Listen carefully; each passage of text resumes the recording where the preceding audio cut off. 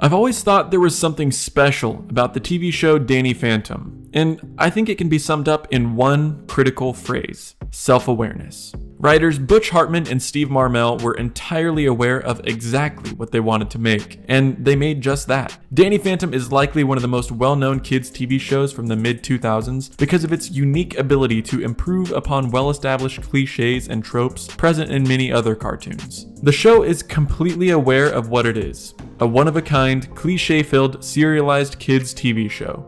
But why exactly do you remember Danny Phantom so well? Let's take a deeper look.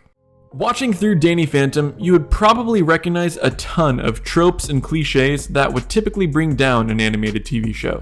Danny Phantom, however, is able to bring these tropes to life in what I would say is a better way than we've ever seen before. Things such as the cliche evil knight, the typical Christmas special episode, crossovers with other series, the will they won't they relationship between two of the main characters, the nerdy best friend, and even the evil future self battle. In most cases, Danny Phantom not only does these things better than other shows, but it was the first time in their lives that many kids had ever seen such tropes. For sure, we've seen things like the evil knight trope in Scooby-Doo and the others in tons of different shows, but Danny Phantom was able to do them in a way that was just so memorable. And I think that comes back to the show's creator, Butch Hartman, and his self-awareness about what the show truly was. Hartman has created several kids' TV series, including Tough Puppy, Danny Phantom, and Fairly Odd Parents. He was uniquely aware of what each of his shows were trying to accomplish, and because of this, they're some of the most popular kids shows of all time. While Fairly Odd Parents had the longest run and was likely the most popular out of his shows, I believe Danny Phantom is the most memorable of all. One of the show's best episodes, Secret Weapons, which we got near the end of the second season, truly captures the nature of why the show is so unforgettable. While there are probably episodes which you remember better, such as The Ultimate Enemy where we saw Danny's evil future self, or Mystery Meat where we were first introduced to the show and met the evil lunch lady ghost, the episode Secret Weapons shows us exactly why the show is so memorable. The episode begins with Team Phantom coming out of the movie theater as Danny turns invisible to hide from his sister Jazz. Ever since she found out about Danny's ghost powers and became the latest member of Team Phantom, Jazz has been trying her hardest to fit in with them, but keeps failing at ghost hunting. An angry Danny then drives her away, and she seeks help from the evil Vlad Masters. This episode gives us 3 different reasons as to why the series is so memorable: its use of witty banter, serialization, and striking animation.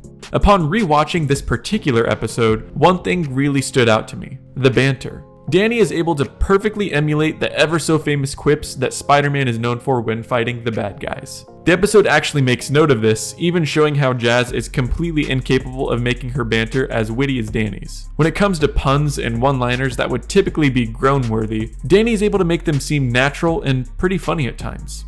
A lot of this banter seemed to be a bit ahead of its time for an animated series, just like its serialization. Serialized television shows are ones which have a continuing plot that unfolds in a sequential episode-by-episode fashion. At the time, and even still now, most child-focused and animated TV shows were not serialized, meaning you could watch any episode and not miss a beat. Danny Phantom, on the other hand, had gradual progression throughout the series. It shows Danny as he gains new powers and grows as an individual along with his sister, his friends, and even his parents. It was one of the first kids animated TV shows to show such intimate character growth across seasons, and it even influenced other shows on the same network. Avatar: The Last Airbender is probably one of the greatest displays of character growth in an animated kids series, and it might not have been possible without the serialization of Danny Phantom. The serialized nature of both Avatar and Danny Phantom truly helped them to stand apart from the other shows on Nick at the time, such as SpongeBob, Jimmy Neutron, and Hey Arnold. One of the biggest things that set Danny Phantom apart from the rest, though, was its striking animation.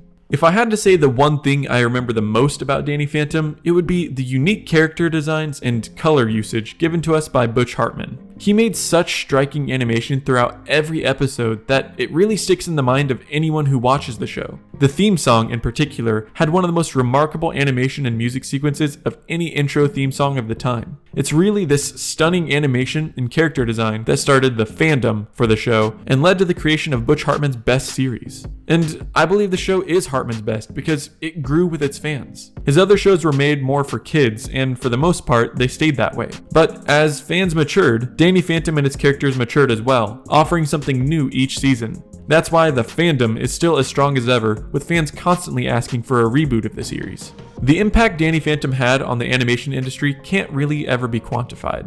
It tested the limits of animation storytelling and allowed for future shows to push the boundaries even further. Hartman created something that fans will always want to come back to, which is exactly why Danny Phantom is so unforgettable and why it will never go ghost.